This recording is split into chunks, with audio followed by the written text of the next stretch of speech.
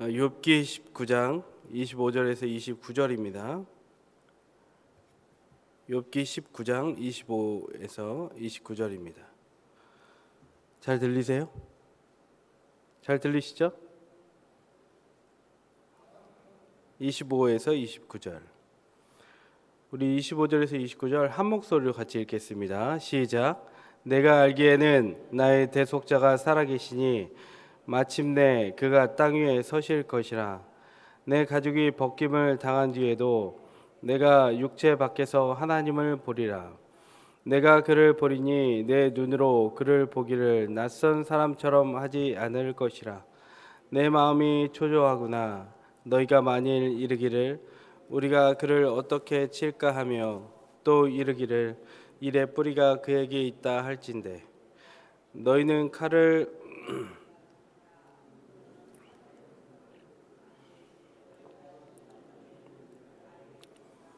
아멘. 오늘은 욥기 19장 25에서 29절의 말씀을 통해 낯설지 않은 하나님이란 제목으로 말씀을 전하겠습니다.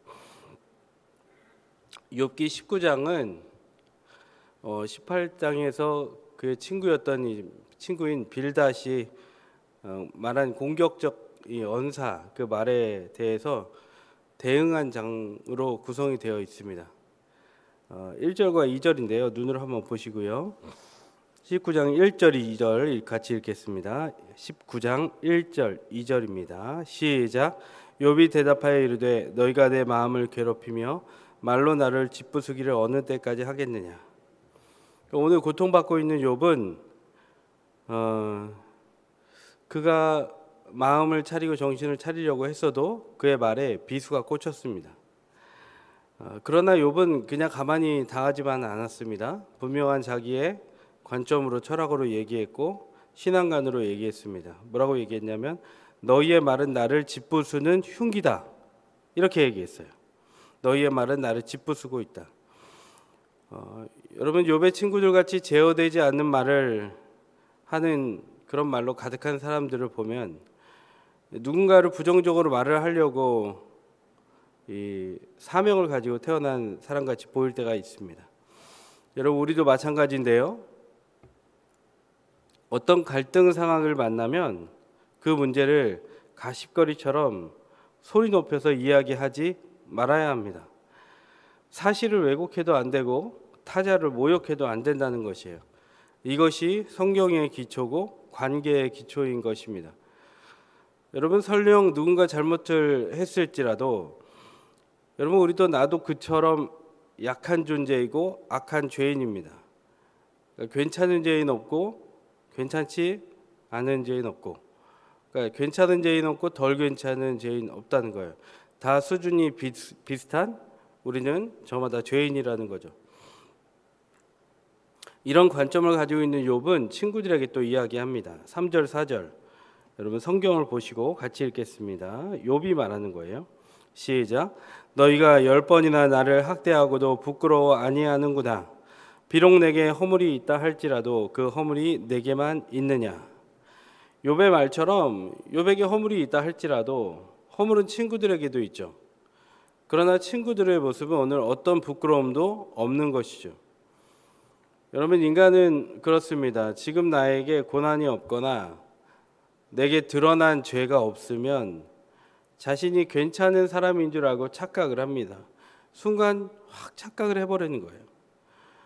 그러나 우리는 종류와 장르만 다를 뿐이지 아까 말씀드린 것처럼 여러분 우리는 죄인의 삶을 살고 있는 거예요. 그러니까 공동체요. 인간은 뭐냐면 죄인들이 모여서 의를 바라보는 것이 공동체이고 인간은 죄인으로서 의를 바라보며 사는 것이 인간이라는 거죠. 싹 다 죄인인 거예요. 이어서 욥은 말합니다. 5절 6절입니다. 같이 읽으시겠습니다. 시작. 너희가 참으로 나를 향하여 자만하여 내게 수치스러운 행위가 있다고 증언하려면 하려니와 하나님이 나를 억울하게 하시고 자기 그물로 나를 에워싸신 줄을 알아야 할지니라. 여러분 본문을 보다 보면 욥은 자신이 당한 이 고난을 정확하게 해석을 해내고 있습니다. 욥은 고난의 순간에도 그 고난을 벗어나기 위해 사력을 다하거나 고난에 집중하지 않습니다. 그러니까 고난에 집중하지 않고 있다는 거예요. 대신 6절에 뭐라고 힌트하고 있냐면 하나님이 나를 억울하게 하시고 자기 그물로 나를 에워싸신 줄을 알아라, 이런 얘기 하거든요. 이건 바꿔서 말하면 뭐냐면 고난에 집중하고 고난에 함몰된 것이 아니라 하나님이 나를 억울하게 하셨구나. 여기 있는 그대로 표현대로 하나님이 나를 억울하게 하셨구나. 하나님이 내게 고난을 주셨구나. 이것을 알아차린 거예요. 그러니까 고난보다 높으신, 고난 너머에 계신 위대하신, 전능하신, 무소부재하시고 신실하신 하나님이 허락하신 거니까 나는 시작하신 이도 하나님이시요 풀어낼 이시도 하나님이시요, 결자해지라고 하죠. 시작하신 분이 하나님이시니까 끝맺음 하실 것도 하나님이시구나. 그러니까 나는 고난에 집중하기보다 하나님께 집중하면 되는구나, 이거를 알았던 거예요. 여러분 아멘이십니까? 그러니까 자기의 고통이 하나님이 시작한 것을 아는 사람은, 이걸 정확하게 인지한 사람은 고통 중에도 신실하신 하나님을 의지하고 바라보니까 하나님이 억울하게 하신 거니까 하나님이 신원하시겠구나. 그러니까 이건 뭐예요? 불평하지 않고 불만하지 않는 거예요.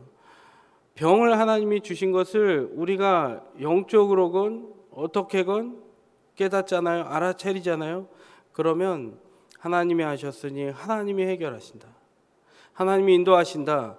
그래서 우리 안에 불평, 불만이 사라지게 된다는 거죠. 그러니까 구약 출애굽기에 보면 출애굽기는 이스라엘 백성들이 애굽에 있다가 출애굽하게 되는 과정을 그려낸 게 출애굽기잖아요. 이스라엘 백성들이 출애굽했는데 열심히 뛰어갔는데 당도한 것은 홍해였어요. 정말 자기의 다리가 있어도 더 이상 갈 곳이 없어요. 눈이 있어도 더 이상 바라볼 곳이 없어요. 아무리 해도 발버둥 쳐도 갈 곳이 없습니다. 그때 이스라엘 백성들은 불평불만하죠. 우리가 여기까지 와서 수장돼야겠느냐. 근데 모세는 관점이 달랐던 거죠. 출애굽기 14장 13절 14절에서 너희는 두려워하지 말고 가만히 서서 여호와께서 오늘 너희를 위하여 행하시는 구원을 보라. 너희가 오늘 본 애굽 사람을 영원히 다시 보지 아니하리라. 여호와께서 너희를 위하여 싸우시리니 너희는 가만히 있을지니라. 이런 말이죠. 출애굽 누가 시켰니? 얘기하는 거예요. 하나님이잖아. 10가지 재앙 가운데 누가 지켜주셨니? 너희들의 장자를 누가 지켜주셨니? 애굽의 장자는 다 죽지 않았니? 하나님이 하신 거잖아. 그러니까 지금 환경 보고 군대 보고 병거 보고 쫄지 말라고 얘기하는 거예요. 믿음은 들리지 말고 하나님이 시작했으니까 하나님이 끝내실 것. 여호와 바라보며 좀 가만히 좀 있으라고 모세가 이야기한 거죠. 우리도 고난당할 때 이 문제 어떻게든 빨리 해결돼야 할 텐데 이 문제 왜 왔을까? 이 문제 나한테 너무 심한 거 아니야? 이런 생각으로 기울어진 운동장 같은 기울어진 생각을 하면 마음이 힘들 수밖에 없고 좌절할 수밖에 없고 내 인생, 내 운명 왜 이렇게 됐을까 생각할 수밖에 없습니다. 지금 나의 사는 모습은 왜 이럴까? 때로는 나를 저주하고 원망할 수밖에 없습니다. 왜냐하면 우리는 고난을 너무 싫어하기 때문이에요. 이 고난이 내게 없어야 된다고 생각하기 때문이에요. 그러나 여러분, 고난도 백숙같이 오랫동안 고아져야 하는 고난의 특성을 가지고 있는 때가 있어요. 빨리 꺼내지면 참맛의 의미를 모르잖아요. 그렇기 때문에 고난도 마찬가지예요. 우리가 고난 가운데 푹 삶아질 때 우리의 인생의 참맛을 낼 수 있고 오직 여호와 하나님만 바라볼 수 있기 때문에, 그래서 흐물흐물해지고 힘 빼고 살 수 있기 때문에 하나님이 때로는 우리의 고난을 주신다는 거예요. 근데 고통 가운데 고통만 묵상하면 안 되고 하나님을 묵상할 때 우리가 예수 그리스도를 바라보는 참맛을 내는 그리스도인으로 거듭나게 된다는 거죠. 여러분, 그러나 마귀는 우리를 가만다두지 않습니다. 마귀는 현실에 초점을 맞춥니다. 근심거리를 보게 하고 문제를 보게 해요. 당장 없는 돈을 바라보게 하고 당장 없어진 건강을 바라보게 합니다. 힘든 현실을 바라보게 합니다. 그게 태초부터 있었어요. 아담과 하와를 그런 식으로 미혹했던 거예요. 절망하라고, 낙심하라고, 비교하라고, 내 운명이 그렇다고. 그러나 그렇지 않습니다. 그게 우리의 운명이 아닌 거죠. 우리의 끝은 사망이 아니라 생명인 줄로 믿습니다. 세일의 주제, 우리가 세일을 하면서 21일 동안 계속해서 외쳤던 것이 무엇입니까? 이것이 여러분 공허한 메아리요, 공허한 외침이 되지 않기 위해서는 여러분 들어주는 사람 없고 나 혼자 외치는 건 사람이 되지 않기 위해서는 우리가 내가 마른 뼈일지라도 나는 살아난다, 이것을 믿어야 할 줄로 믿습니다. 고난 가운데도 물질의 고난, 건강의 고난, 내게 있던 것이 없어지고 없던 것이 있어지고 그것이 내가 기다린 것이 아니었을지라도 하나님은 우리를 선하신 곳으로 인도하셔서 마른 뼈가 살아나는 역사로 이끌어 주실 줄 믿습니다. 욥은 이걸 믿었던 거예요. 그렇게 죽을 것 같은 고난 가운데도 상황은 분명히 눈앞에 있지만 정말 옆에 있던 사람이 다 죽어나가지만 욥은 하나님을 바라봤다는 거예요. 여러분, 하나님을 바라보는 사람에게는 하나님이 분명히 임재하십니다. 여러분, 아멘이세요? 아멘이십니까? 설령 우리의 환경이 바뀌지 않을 수 있어요. 우리가 하나님 계속 바라본다고 해도. 근데 하나님 앞에 점령당한 마음의 상태로 하나님은 우리를 분명히 바꿔주신다는 거예요. 그러니까 하나님은 우리를 분명히 점령을 하면 우리가 하나님 앞에 점령당했기 때문에 하나님이 우리에게 믿음으로 우리를 완전히 장악하시는 거예요. 그래서 그 가운데에 하나님의 보너스로 더하기로 환경과 상황도 바꿔주시고 우리의 인생의 은혜를 경험하게 하시는 삶으로 바꿔주신다는 거예요. 이런 믿음이 있는 자에게, 이런 믿음의 깊이가 없는 자에게 하나님이 함부로 줬다가는 교만해지고 허영덩어리가 되고 내가 무엇 잘한 것 같이 되기 때문에 하나님을 온전히 바라보는 자, 인내하고 연단하고 소망을 갖는 자에게 하나님은 분명히 길이요 진리요 생명이신 역사를 나타내 주실 줄 믿습니다. 여러분, 오늘 이 고난의 시작, 이 고난이 묵상하는 것이 아니라 자신을 억울하게 만든 이 지금 억울한 상황이잖아요. 욥은, 의인이었던 욥은 자기를 억울하게 만든 분이 하나님이라는 것, 이게 어찌 보면 말이 안 맞는 것 같아요. 하나님은 자식을 왜 이렇게 억울하게 만들어요? 근데 욥은 억울한 상황이에요. 자기를 억울하게 만든 분이 하나님이라는 것을 깨달은 욥은 25절부터 자신의 신앙을 고백합니다. 25절, 여러분 성경 보시고 읽겠습니다. 시작. 내가 알기에는 나의 대속자가 살아계시니 마침내 그가 땅 위에 서실 것이라. 대속자는 다른 말로 구속자라고 할 수 있습니다. 후일에 자신을 신원해 주신다. 지금은 아닐지라도 후일에 신원해 주신다.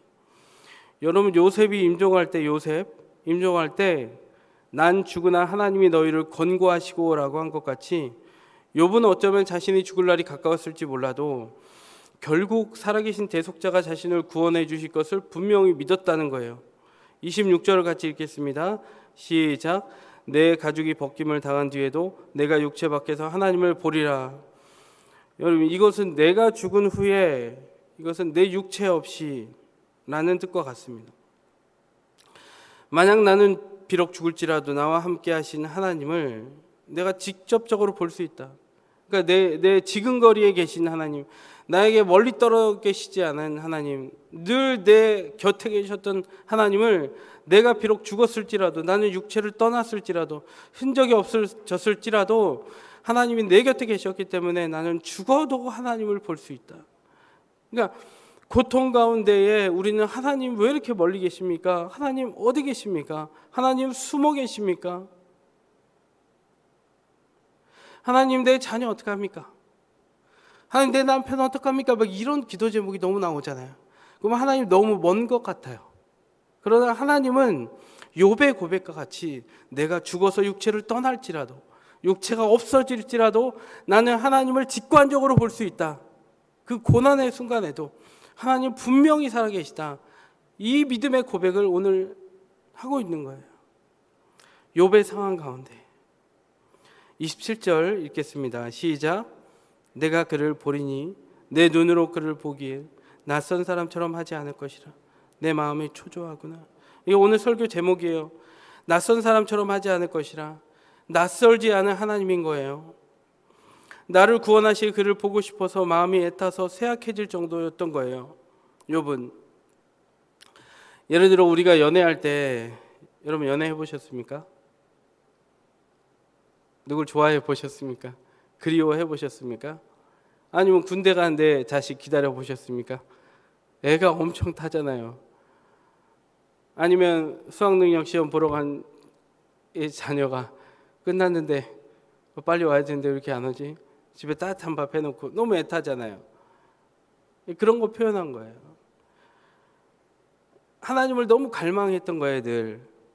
우리 그런 경우 있죠. 어떤 사람을 봤는데 얘기를 참 많이 들었어요. 어떤 사람에 대해서. 근데 얘기 참 많이 들었는데 그리고 참 만나고 싶었는데 요 사람을 드디어 만났어요. 그런데 봤는데 어때요? 낯설지 않은 사람이 있죠. 그리고 막 물어볼 때도 있죠. 우리 언제 만난 적 없어요? 이렇게. 그런 상황인 거예요. 낯선 사람처럼 하지 않을 것이라 내 마음이 초조하구나. 그를 보기를 낯선 사람처럼 하지 않다. 욥은 고난 가운데 늘 고난을 갈망한 것이 아니라 해결책을 갈망한 것이 아니라 하나님을 갈망했어요.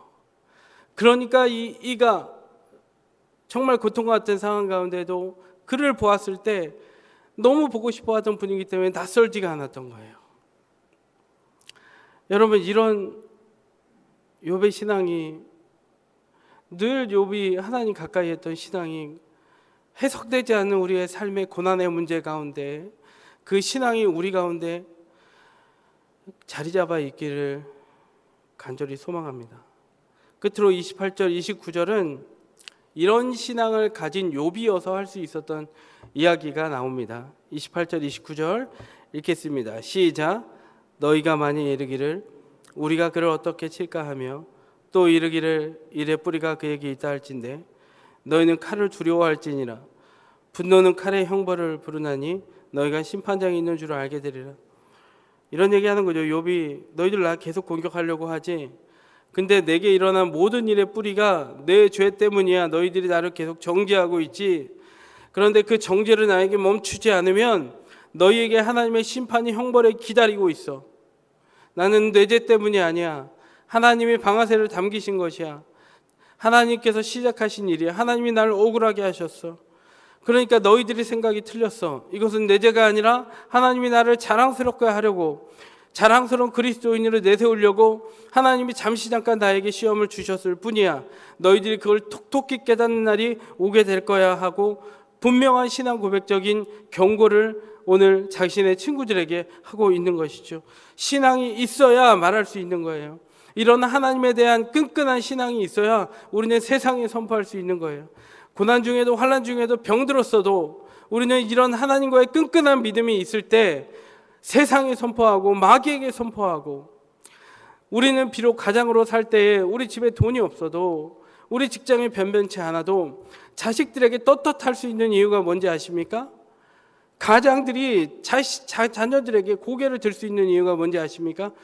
우리를 끝까지 인도하신 하나님을 내가 분명히 믿을 때 이 믿음의 고백을 자녀요, 아내에게, 친지들에게 오랜만에 명절에 친지들을 만났을 때, 장례식장에서 만났을 때 내가 믿는 하나님이 확실하면 우리는 쫄지 않을 수 있다는 거예요. 아멘이세요? 이 기독교가 말살될 것 같은 이 시대에 우리가 당당할 수 있는 기독교인으로 살 수 있는 길은 무엇이냐면 신실하신 하나님, 우리가 잘못은 했지만 정말 정죄받아 마땅한 사람들이지만 신실하신 하나님이 우리 가운데 함께 계시다는 걸 믿고 구주 예수만이 우리의 구세주라는 것을 믿는 믿음이 있을 때 우리는 세상 가운데 당당할 수 있고 세상을 사랑으로 섬길 수 있을 줄 믿습니다. 하나님은 계획에 따라 인간에게 고난도 허락하십니다. 그리고 때로는 인간을 억울하게 인도하실 때도 있습니다. 그러나 분명한 것은 요한 1서 4장 16절에 나온 것 같이 하나님은 사랑이십니다. 하나님은 사랑이시기 때문에, 욥은 그것을 믿었기 때문에 하나님은 자신을 신원해 줄 것을 알았습니다. 우리도 마찬가지입니다. 학생들은 공부로, 남편들은 직장으로, 또 아내도 직장이요, 가정일로, 양육으로 온 가족이, 온 세대가 고난을 겪을 수도 있습니다. 그러나 그 고난 너머에 계신 주님을 날마다 바라봅시다. 고난 가운데 고난 묵상하는 것이 아니라 주님을 묵상합시다. 너무 내게 낯선 하나님이 아니라 낯설지 않은 하나님, 언제나 주님 묵상해서 고난의 때에도 낯설지 않고 어떤 일이 잘 될 때에도 낯설지 않고 나를 내세우는 것이 아니라 다 주님이 하십니다라고 고백하는 낯설지 않은 하나님과 동행하는 오늘 하루가 되기를, 또 평생이 되기를 간절히 소망합니다. 같이 기도하겠습니다. 하나님, 우리가 고난을 만나면 하나님이 너무 낯설어지고 힘든 일을 만나면 하나님이 우리를 멀리 떠나 있는 것 같습니다. 내게 정죄하는 사람들은 더 가까워지는 것 같고 손가락질하는 사람들은 가까워지는 것 같습니다. 그러나 욥의 고백과 같이 아내도 자기와 가까이 하기를 원하지 않고 자녀들도 아이들도 자기를 비난하고 모든 지인 친척들도 자기를 떠나가고 자기의 몸은 병들었어도 메시아 대속자 구원자가 내게 있다는 것을 분명히 알아 하나님은 내게 낯설지 않은 존재입니다라고 고백한 것 같이 하나님, 우리도 고난의 때에 주님을 갈망하고 고난을 묵상하는 것 아니라 주님을 묵상함으로 낯선 하나님이 아니라 내 삶 깊은 곳에 내 속에 계신 하나님과 동행하는 오늘 한날이 평생이 되도록 인도하여 주시옵소서. 말씀 듣고 까먹고 살지 않게 도와주시고 말씀을 마음에 새기고 아버지 우리가 발로 손으로 살아 승리하는 삶을 살 수 있도록 인도하여 주옵소서. 하나님 앞에 예물 드리오니 기뻐 받아주시고 쓰여지는 곳에 춥고 힘들고 어려운 사람들이 회복되고 살아나고 교회가 그들을 섬기는 데 귀하게 쓰여지는 복된 예물, 하나님이 자랑되는 예물이 될 수 있도록 인도하여 주시옵소서. 감사드리며 예수님 이름으로 기도드립니다. 아멘. 함께 기도하실 때 우리 담임 목사님의 영육간의 강건함과 사역과 가정을 위해서 기도해 주시고 원로 목사님의 삶과 사역과 가정과 작은 교회 살리기를 위해서 기도해 주시기 바랍니다. 그리고 교회에 고난당하는 자, 힘든 자, 어려운 자 영육간에 강건하게 하시고 고난 묵상하지 않고 하나님 묵상하여 하나님 신원하여 주옵소서. 그렇게 기도해 주시고요. 오늘 들은 말씀 생각하면서 하나님 고난의 때 예수님 바라보고 낯선 하나님 아니라 가까이 계신 하나님 늘 묵상함으로 행복한 삶 살게 해달라고 기도해 주시고요. 장로 투표가 있습니다. 교회에서 중요한 리더십을 선정하는데 하나님의 뜻이 교회에서 이루어지게 해달라고 주의 이름 한 번 부르고 기도하도록 하겠습니다.